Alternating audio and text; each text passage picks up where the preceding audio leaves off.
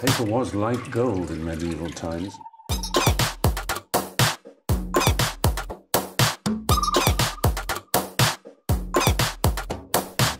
Oh, not tobacco. Sugar. That everything we thought we knew about the world might turn out to be completely wrong.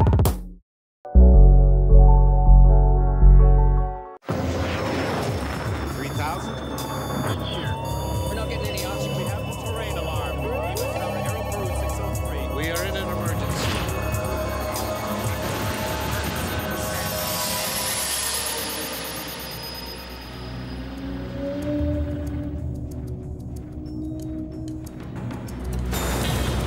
July 2002, over Germany, the middle of the night. Where is it?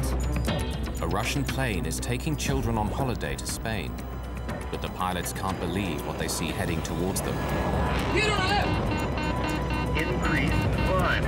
Climb, it says!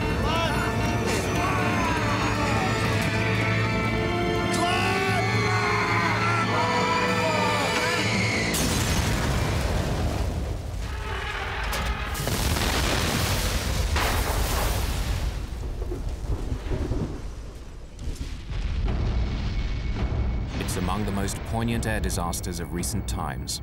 How could two planes collide over one of the most closely regulated areas in the world? Bravo Tango Charlie. Faulty technology or human error?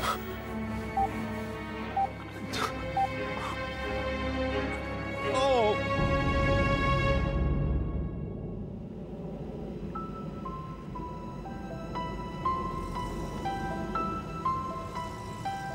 June 2002, the city of Ufa in western Russia. Ufa is populated by both Christians and Muslims. This year, its most outstanding teenagers have been chosen to go on a 2-week vacation organized by UNESCO near Barcelona in Spain. They are among the most clever, athletic or artistic children of Ufa. Kirill Diktaryov is a 14-year-old prodigy. He's been painting since he was 4 years old and has already had 2 public exhibitions. He's halfway through his new work. He was very good at painting. He felt colors. He received good reviews. The trip sounded very exciting. That's why we agreed that Kirill should go to Spain. He just graduated from grade 9. He needed some rest, and it was a good opportunity for a summer holiday.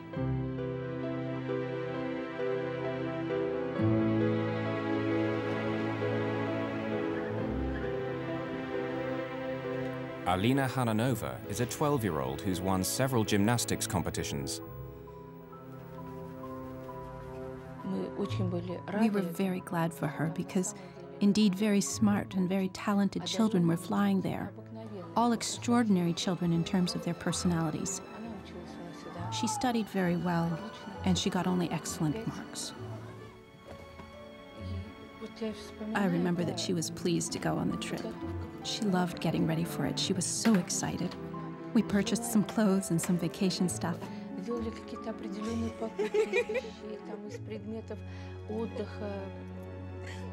As she was born, I informed my husband, and he cried because he was happy to have a daughter.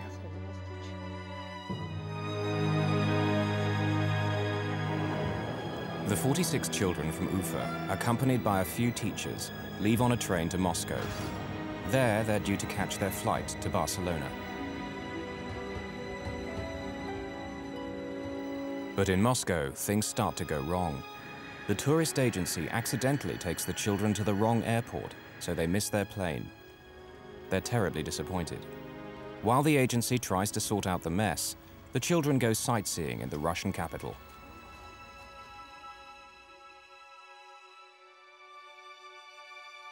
It takes 2 days to charter another jet, but finally they're on their way to Barcelona.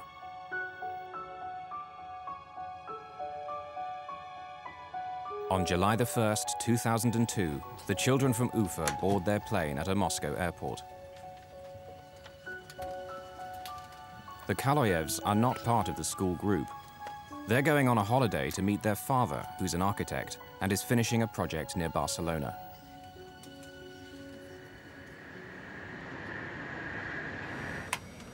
No fewer than 5 Russians are flying this plane. The captain is Alexander Gross, who's been a pilot for over 30 years.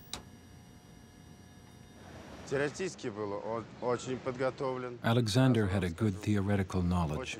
He was very smart. Today, the first officer is Oleg Grigoriev. But actually, Grigoriev is the airline's chief pilot. On this trip, he'll be evaluating Captain Gross's flying. If you did something wrong, some captains would criticize you very rudely. Others would be very formal and polite. But Oleg Grigoriev would express his disapproval in a gesture, like that, meaning, why on earth did you do that? Captain Gross is in command, but Captain Grigoriev is his supervisor. If it comes to the crunch, who will really be in charge? Seated in the left rear is Murat Itkuyilov, normally the first officer, but who's not officially on duty because Grigoriev is in his seat. Nevertheless, since he'll soon be promoted to captain, his opinions are considered. Murat был профессионален как пилот. Любил летать. Murat was a very professional pilot. He loved to fly. Murat was interested in the new stuff in aviation and always kept up to date on the most progressive things brought in. Also on the flight deck are an experienced navigator and a flight engineer. Just before 11 that evening, Bashkirian Airlines Flight 2937 leaves Moscow. The plane is a Tupolev 154.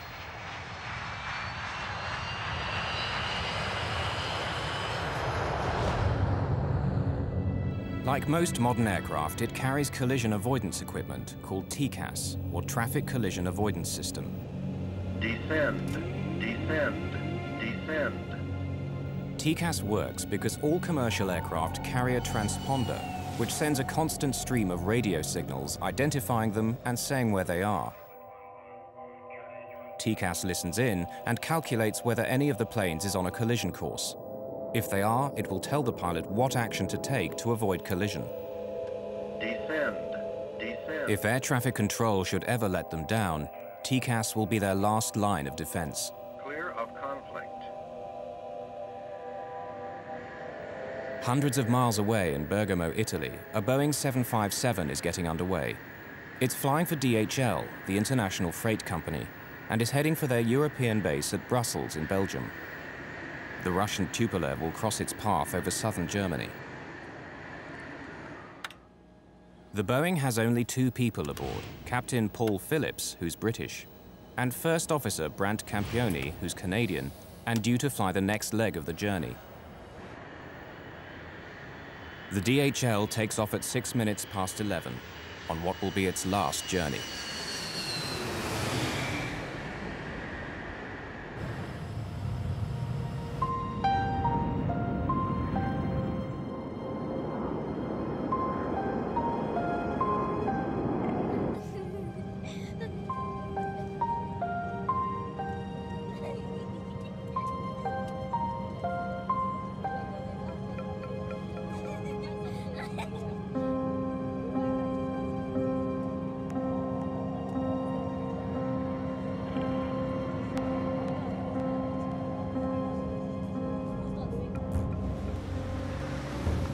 Ten to 8 at the Skyguide Area Control Center in Zurich, Switzerland.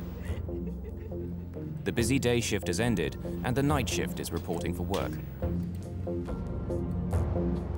Peter Nielsen is an experienced controller. He's been doing this job for 8 years. The center regulates air traffic in southern Germany as well as northern Switzerland. Tonight, there are only 2 controllers on duty. But the traffic in their sector is light, and Nielsen's colleague decides to take a lengthy break, a common practice at Skyguide. Peter Nielsen is now responsible for all air traffic on 2 radar screens, which sit several feet apart. At 10 past 11, 2 technicians arrive. They inform Peter that Skyguide management has authorized them to carry out maintenance work on the main radar. While they do so, the screens will work much more slowly. and will give no visual 2-minute warning if planes are getting too close to each other. Thai Inter 933, route Trotzig Allgäu. Bavarian 350, descend flight level 270.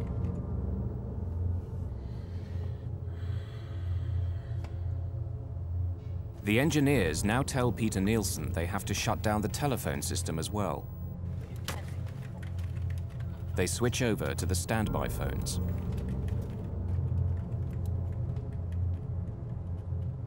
No one realizes it yet, but the seeds of disaster have been sown.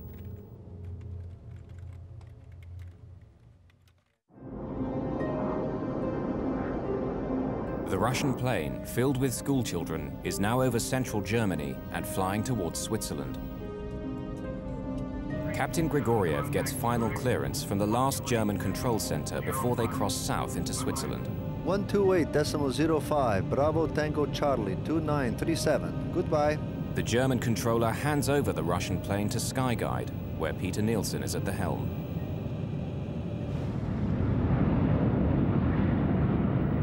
Meanwhile, the DHL plane is climbing north over the Alps and is now entering Swiss airspace. Zurich, radar, good evening. Dilmun 611, I'm climbing flight level 260, direct Obasi. Captain Paul Phillips of the DHL requests clearance to climb to a higher altitude. The thinner air there will mean less air resistance and save fuel. Roger, climb flight level 320. Direct Tango Golf Oscar and requesting 360, thanks, it's available. Dilmun 611, climb flight level 360. The DHL reaches flight level 360, or 36,000 feet, the same altitude as the Russian plane. And they're on a collision course, but they're many miles apart. So far, no danger. Now the assistant gives Peter Nielsen a new flight strip. An Airbus Aero Lloyd Flight 1135 is flying to the airport of Friedrichshafen nearby. It's going to increase Peter's workload dramatically over the next 5 minutes and have him switching from one screen to another.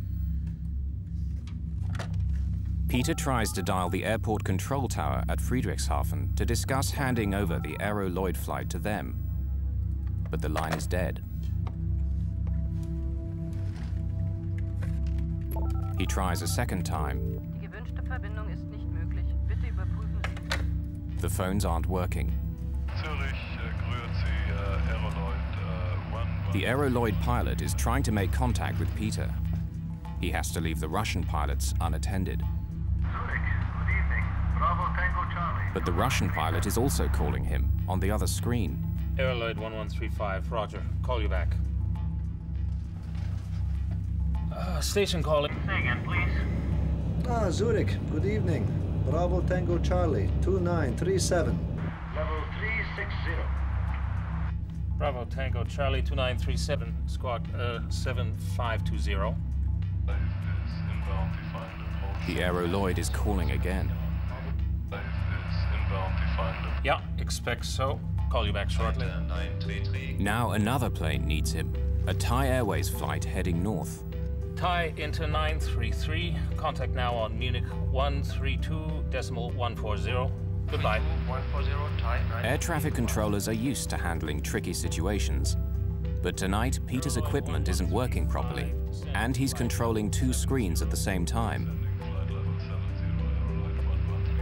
Normally, his radar would warn of any impending collision. What he doesn't know is that tonight, it's out of action. Correct. What is your present heading? Present heading is 265. Roger. Right turn, heading 280, vector ILS 24. Right heading 2804 to expect ILS 24, Aero Lloyd 1. Peter wants to get this Aero Lloyd flight off his hands. He tries dialing the public number for the Friedrichshafen control tower for the 3rd time.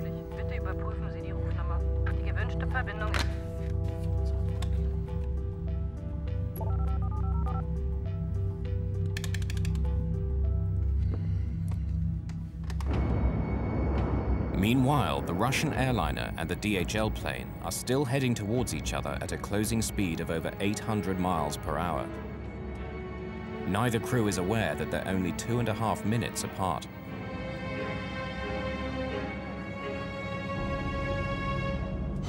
The DHL plane is now approaching the Swiss border with Germany. The Russian Tupolev is heading for exactly the same spot and at the same altitude. Finally, someone at another air traffic control center in Germany spots the danger.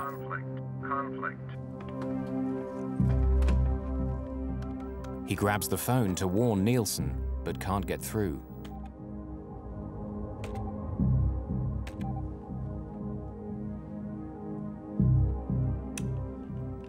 International air traffic rules prevent him from talking to the pilots directly.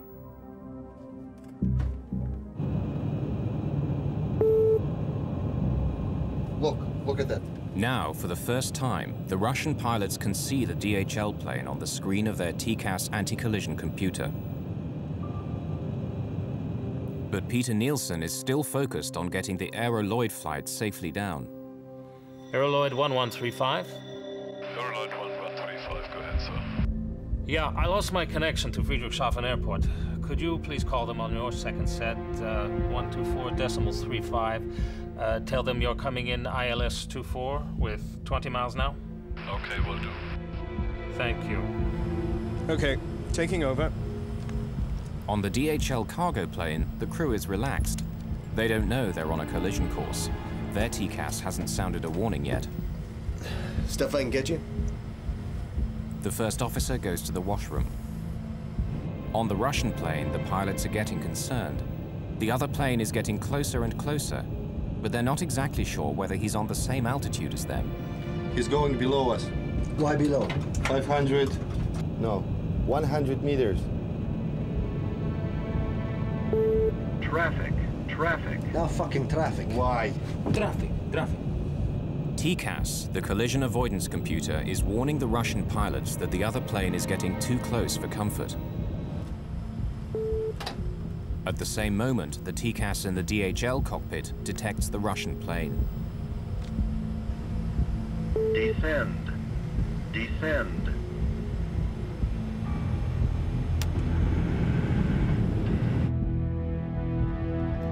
Peter Nielsen finally realizes what's happening. Bravo Tango Charlie 2937. Descend flight level 350. Expedite. I have crossing traffic. Descend. Captain Gross disengages the autopilot and starts to descend. Climb. TCAS is telling them to climb. The controller is telling them to descend. It says climb. He is guiding us down. Bravo Descend? Tango Charlie 2937. Descend level 350. Expedite descent. Expedite descent level 350. Bravo Tango Charlie 2937. Peter Nielsen thinks he's averted a collision by telling the Russian plane to descend. But what he doesn't know is that the DHL pilots have received a TCAS instruction telling them to descend. Increase! Dumoon 600. TCAS descent! They're trying to tell Nielsen that they have a TCAS instruction to descend, but Peter can't hear them. If both planes obeyed TCAS, there'd be no problem. But the Russians, instead of climbing, have followed the controller's orders. Now both planes are diving towards each other. He's going below us. Fuck, where is it? Here on the left!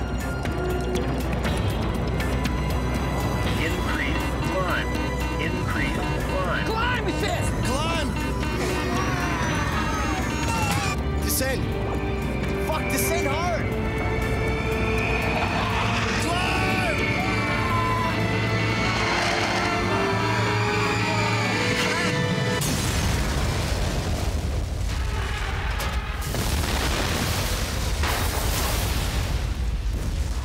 The tail of the DHL clips the belly of the Tupolev, tearing it apart. The pilots soon lose consciousness.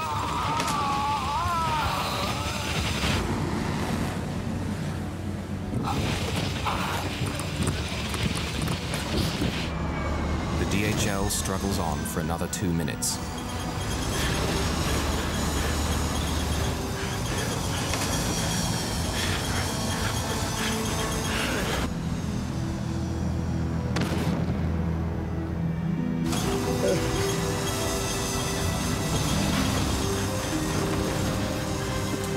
It will crash 4 miles away. Can we go over to 3 Visayas? Affirm. Bye-bye. Bye-bye. Peter is unaware of what just happened. Bravo Tango Charlie 2937.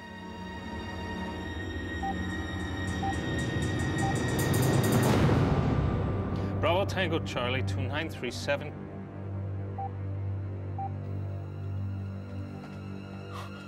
Bravo Tango Charlie. This is the nightmare that every controller hopes will not happen to him. 2 of his aircraft colliding, killing scores of people. Oh!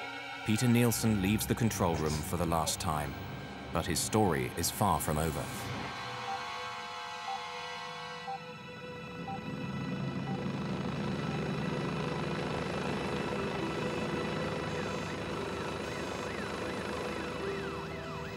The wreckage of the 2 planes has fallen just outside the small city of Überlingen on the German-Swiss border.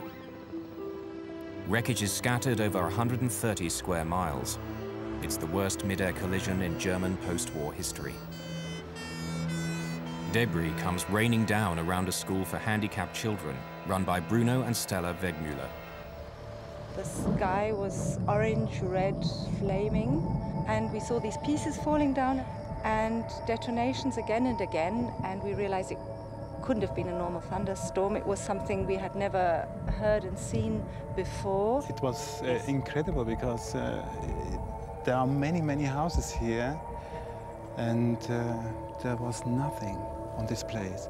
But around our school, we find the bodies, children. We very soon also realized that we couldn't do anything, really. We couldn't save anyone, we couldn't help anyone. Today, actually, some people still suffer and see the pictures and have to learn to deal with these pictures. And for other people, it is like a bad dream. The problem was that the bodies and debris were dispersed over a very, very wide area, approximately 40 square kilometers. A corridor 20 kilometers long and 2 kilometers wide. It was the largest police operation in the province of Baden-Württemberg, lasting a week and involving over 6,000 people searching for the bodies. The people were all very sad. They were all in a state of extreme shock, and naturally the rescue team could feel that and empathized with their suffering. The policeman is standing where the DHL crashed. Here you see no more trees. The trees have completely burned down. We assume that the turbines of the Boeing separated first, approximately 700 to 800 meters high before this plane crashed. One landed 300 meters that way, and the other turbine was another 500 meters that way. In this garden lay many of the bodies of the children of Ufa. In this part died 28 children. In this field, there was a child. More over here, in this field, there was a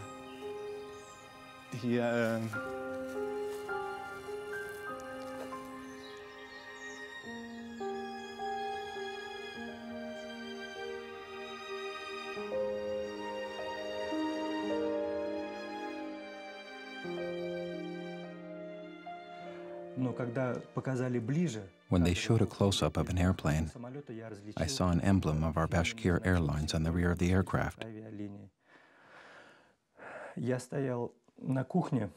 I was in the kitchen. Everybody was still asleep. I nearly fainted. I leaned to the table.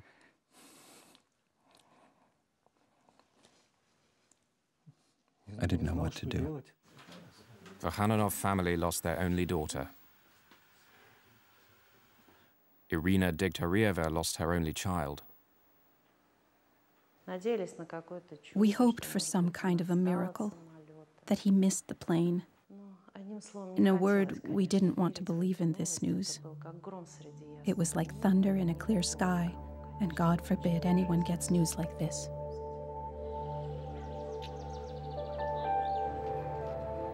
Vitaly Khaloyev, the Russian architect, was awaiting his family in Barcelona.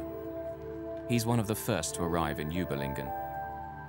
Although the relatives are not encouraged to participate in the search, Vitaly cannot help himself.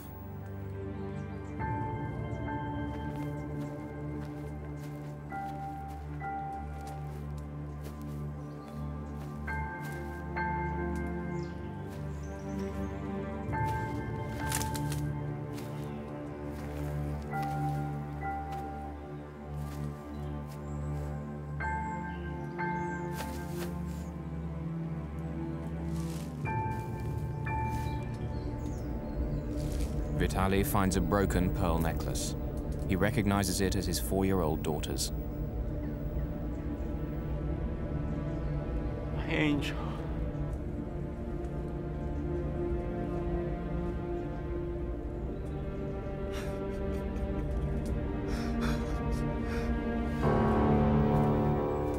Amazingly, amidst all the carnage, Vitaly finds his daughter's body intact.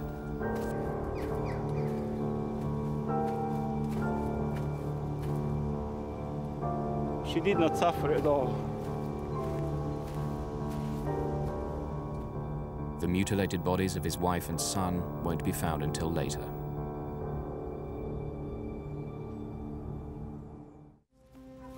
Over 6 days of searching, the rescue workers gather bodies and body parts scattered all over the southern German countryside. By Thursday of that week, 2 days later, the relatives started arriving.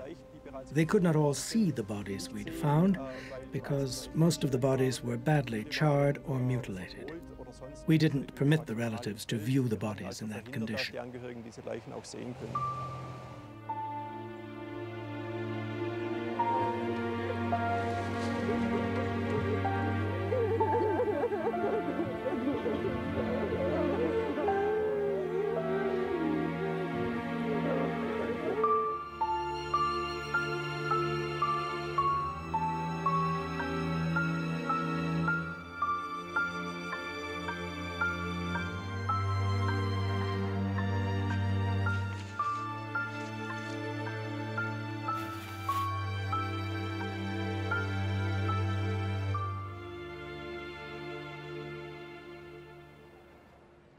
In Ufa, in western Russia, both Christian and Muslim communities are devastated by the loss of their children.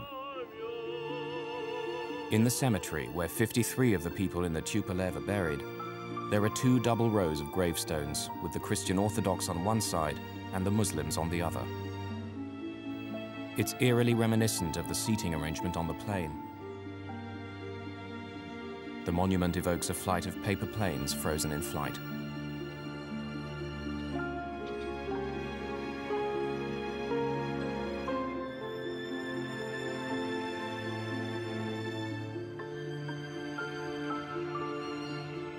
This is Kirill's grave, the young talented artist. And this is Alina's, the 12-year-old gymnast.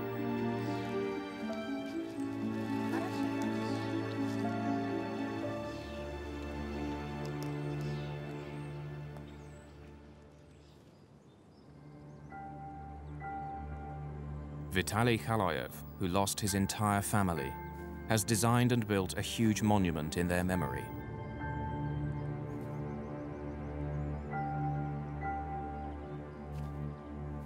Day and night, he lingers at the cemetery, inconsolable.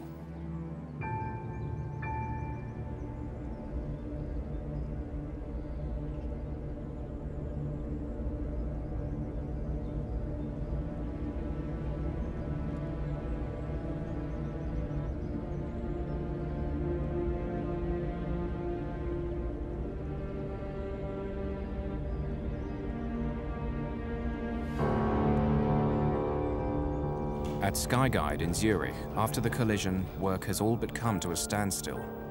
People were in a state of shock. They were shocked, they were helpless, there was a lot of sadness, people crying. And we were criticized for being too technocratic after the accident. I have to accept that. One of the biggest tasks was to maintain operations, because there were planes coming in, going out after this tragedy, and that was a very, very difficult situation for everybody. For the next 3 weeks at the Zurich Air Traffic Control Center, capacity is reduced for lack of available controllers. Peter Nielsen never again worked on an air traffic workstation. If you go through something like that, you're not able to come back. It's too deep in, and it's too big. From an emotional point of view, of course, it was shattering. It was, for me, really, really terrible. Terrible in the sense that it happened to one of my colleagues, it happened to our profession, but it also happened to families who lost their children. The hunt begins for a scapegoat. If two planes collide in empty skies, someone must be to blame. At first, some suspect the Russians. The pilot of the Russian plane is said to have ignored repeated instructions from air traffic controllers. And while the repeatedly, they contacted the Russian pilot and asked him to change altitude because he was flying at a level where he should not have been. Now, the Russian pilot never responded to those warnings from air traffic control. The Russian pilots, particularly in Soviet times, and also now, but to a lesser extent, were extremely well trained. I have no concerns about the training of pilots. They've been trained for almost every operational possibility that could happen. Why did the TCAS device, meant to avoid collisions, in this case maybe help cause one? And why didn't the Russian plane descend when first ordered? A language problem? Controller commands are always in English. I knew everybody from that crew. Everybody knew English enough to speak with controller. So who is to blame? The media spotlight now falls on controller Peter Nielsen. He was the man who'd guided the two planes towards each other. They were under his control. He must have caused them to collide. I was as shocked as I could have been with any other name or any other colleague. I was just very sorry for him. The media coverage about the incident very often makes you angry because these statements are taken out of context. You really get the impression they just want to fill the newspaper, they write whatever they get. They go after colleagues, they give them a call at home, they follow you wherever you are. You don't deserve to be the boogeyman for everybody. And that's something which really is still very difficult to accept, that suddenly we are some sort having to take the blame because the others are dead or the others are hiding behind politics, rules and things like this. We started to leave this building by the underground exit, which leads through another building, just not to see anybody. They were asking people on the street in Kloten, people who were not involved at all, just to broadcast something in the evening. And that makes you angry, and you cannot resist it. And what more do we know about this Swiss controller at the center of the investigation? He was chased by the media. He was accused of being a murderer. He's the man, obviously, everyone wants to talk to, but at the moment, the Swiss say he's in no position to talk. And we heard today that the Swiss authorities have opened an investigation to see whether there's enough evidence for charges of manslaughter. The accusation was manslaughter by negligence in 71 cases. And the speciality is that in this case, the investigating judge has been working on a investigation on his own, independently from what the Aviation Investigation Board of Germany did. Meanwhile, that investigation is underway, headed by Germany's air crash detectives, the BFU. By the fifth day, they've read all the black boxes. So this is a typical voice recorder, which was built into the Tupolev 154. It shows two reels. The recording time of this recorder is 30 minutes. And this is rather solid, but the original voice recorder of the Tupolev was heavily damaged. So we had to remove the tape and replay it on such a specialized tape recorder. This is the hangar where wreckage of the planes was examined. This one here is the lower surface of the right wing of the Tupolev, and that remaining stub here went below the Tupolev and caused these scratches. That top part of the vertical tail remained at the accident site on the main wreckage of the Boeing. But could this accident have been avoided? TCAS normally has a safeguard mechanism called a reversal. If an alert is issued and one aircraft crew ignores an instruction, TCAS orders a reversal.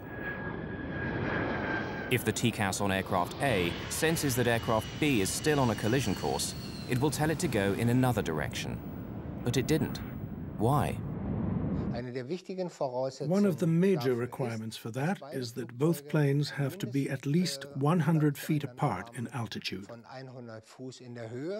But this requirement was not met at the time. That's why no reversal was given. When the DHL's TCAS saw that the Tupolev wasn't climbing, it could only tell its pilots to descend even faster. Increase descent.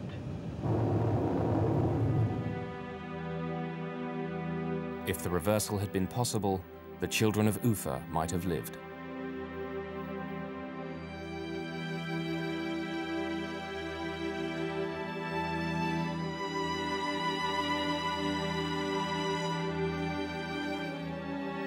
July 2003. Many parents returned to Überlingen in Germany for the first anniversary.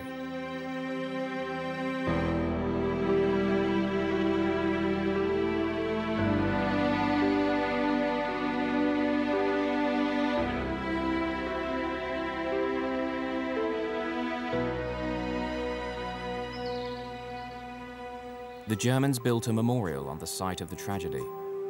It's made up of a series of giant silver pearls on a broken necklace.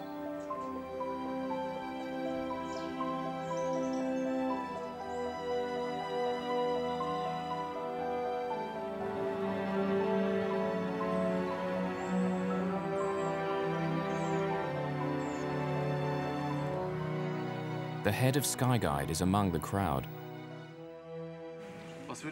Can you tell us, what are the mistakes you made? I don't think this is the time to talk about it. I'm sure you'll understand. Have you apologized? Okay. Thank you.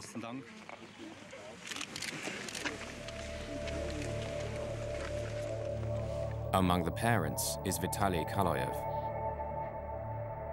He asks the head of Skyguide which controller was responsible for the accident, but receives no answer. Yes, in fact, the man asked if it is possible to meet the controller, to meet Peter, and the answer was it is not possible. The request passes almost unnoticed, but Vitaly Kaloyev is not satisfied. Descend. Crossing. Meanwhile, as the investigators work, they discover a fog of confusion surrounding TCAS. When it was introduced 20 years previously, there'd been a fatal omission. Descend flight level 350. Expedite. I have No one said what should happen if there was a conflict between what TCAS was saying and what the controller was saying. It says climb. There's no hard and fast rule to guide the pilots. He is guiding us down. Increase descent. Whilst pilots in the West have always been taught to obey TCAS, 600. TCAS descent. in the rest of the world, it's anyone's guess. We're not accustomed to not trusting controllers. In civil aviation, there were lots of situations when pilots didn't follow instructions of the controller, and that led to plane crashes or other accidents. The mentality of Russians is still very much in the lines of the old Soviet ways, and they're much more inclined to follow instructions than to do what they think may be appropriate. They always reckon that the other guy knows better. The potential for a terrible accident was there, and a year and a half before the Überlingen tragedy, it nearly happened. Over Japan, 2 jumbo jets with 677 people aboard came so close that they filled each other's windscreens. The violent avoidance maneuver caused 100 people to be injured, some of them seriously. This was seconds away from being the worst plane crash in aviation history. Once again, a pilot had listened to the controller instead of his TCAS. It should have served as a warning to everyone. Yet from ICAO, the International Civil Aviation Organization, there was only silence. ICAO is responsible for drawing up the rules of commercial aviation. German investigators say that their vagueness about how to use TCAS was one of the reasons for the Überlingen disaster. I think this is the first time that I remember any major accident investigation, the one done by the BFU, fingering any of the aviation authorities in any serious way. And this is a serious way. So I think this is quite unique. If ICAO had carried out a detailed investigation of the incident in Japan and made recommendations that led to changes in procedures, this probably would not have happened. ICAO did not feel it necessary to get involved in this, and they left it entirely up to the Japanese authorities. Had it been a collision, maybe they would have got involved. After this near miss, the Japanese government immediately asked for their guidance. But unfortunately, ICAO only acted on the request 18 months later, after the Überlingen disaster. Perhaps the ICAO procedures and standards, but in particular operating procedures for airborne collision avoidance, were somewhat ambiguous or open to interpretation. The Japanese incident was not the only warning ICAO received. In the 2 years leading up to the Überlingen collision, 4 other near misses happened in Europe alone because one set of pilots obeyed air traffic control instead of their TCAS. If I have to summarize the advice that we gave the world, if a warning comes from ACAS, pilots should immediately follow it at all times. With the benefit of hindsight, you always ask yourself, could we have done more?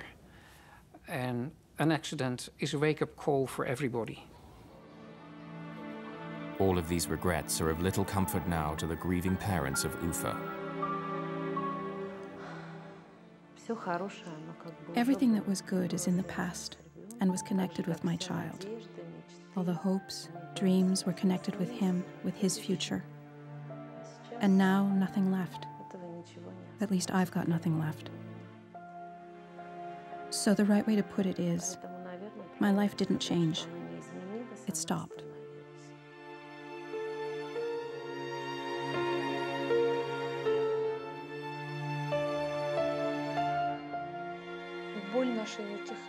Our pain doesn't go away, you know? It's getting stronger every year.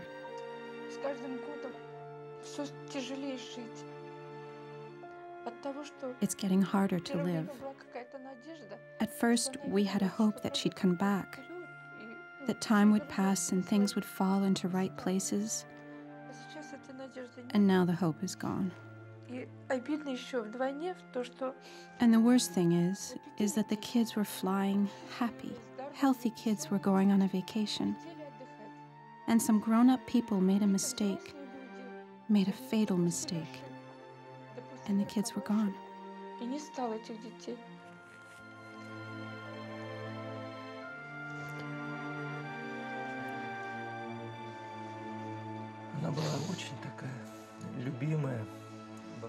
She was loved. She was very kind, gentle. She was the beloved daughter. Beloved daughter.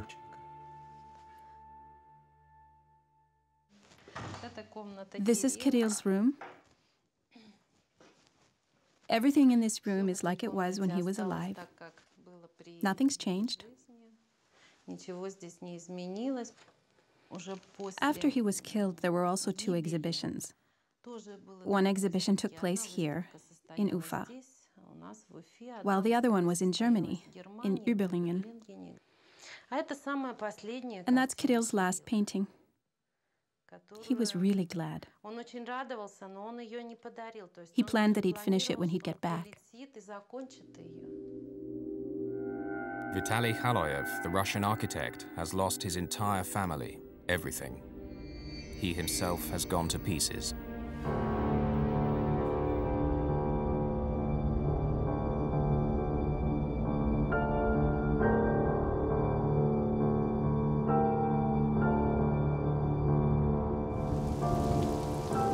He's become obsessed with finding out who is responsible for the collision. Khaloyev decides to travel to Zurich to play out the last tragic chapter in the Überlingen story. On February the 24th, 2004, a stranger calls at the house of the controller, Peter Nielsen.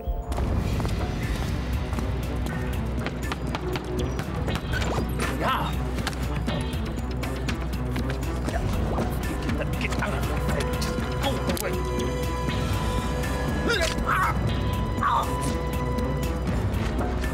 Come on!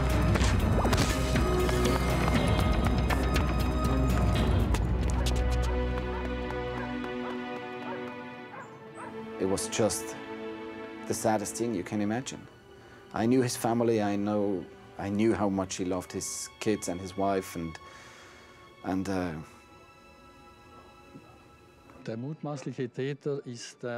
presumed perpetrator is apparently 48 years old and of Eastern origin. He is likely the father of one of the families that was killed at the crash.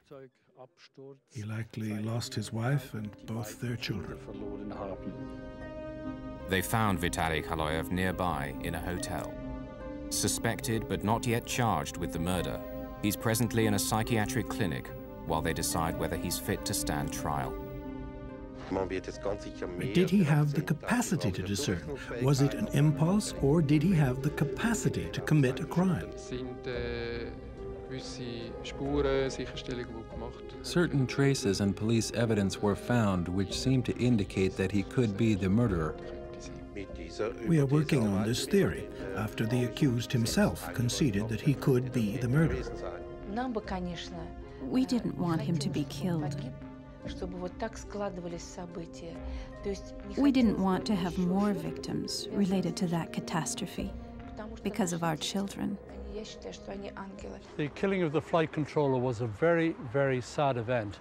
And the saddest thing of all was that he was not actually responsible for the accident.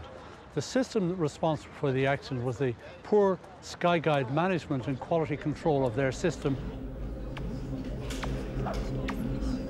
The investigators had worked out exactly what went wrong that night at Skyguide, and how an unfortunate series of events had made disaster almost inevitable. First, Peter's colleague goes for a break, leaving him alone to watch two radar screens several feet apart.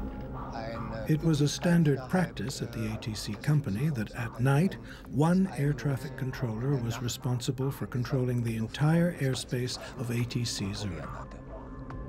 Then, following management instructions, the maintenance men start to switch things off.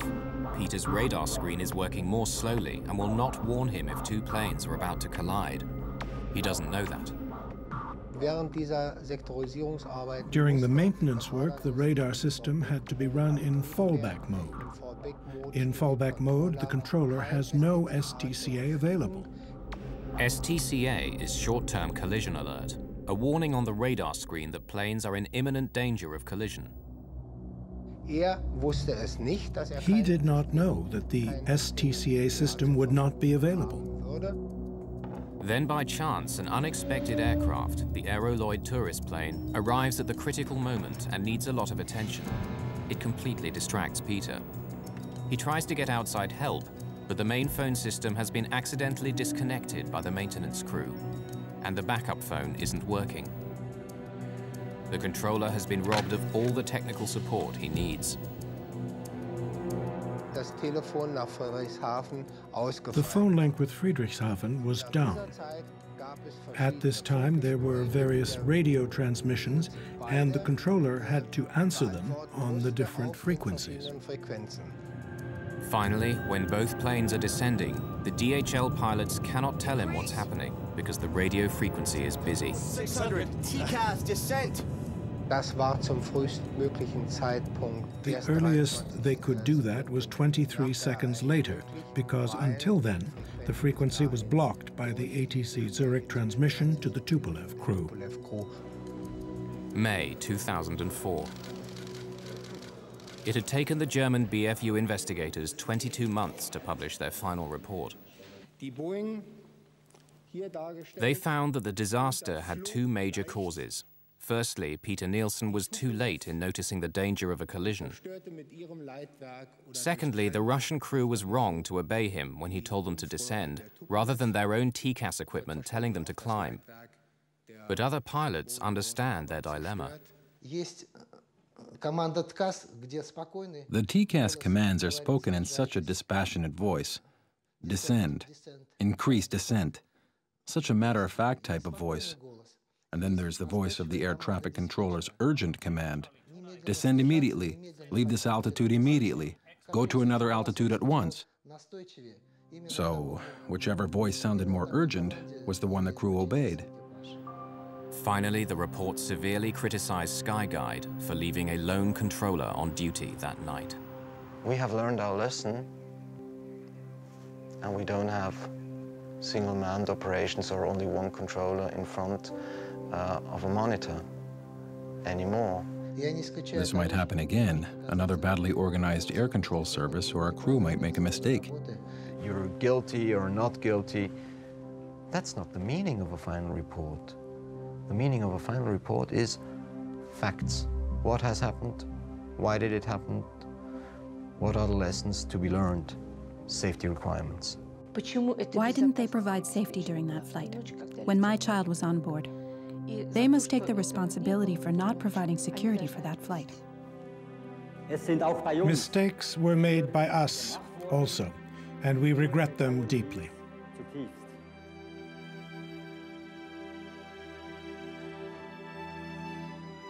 We acknowledge our responsibility as set out in the BFU report, and we ask the families of the victims for forgiveness. At Skyguide in Zurich, a rose now sits in a vase in memory of Peter Nielsen and the tragedy of Überlingen.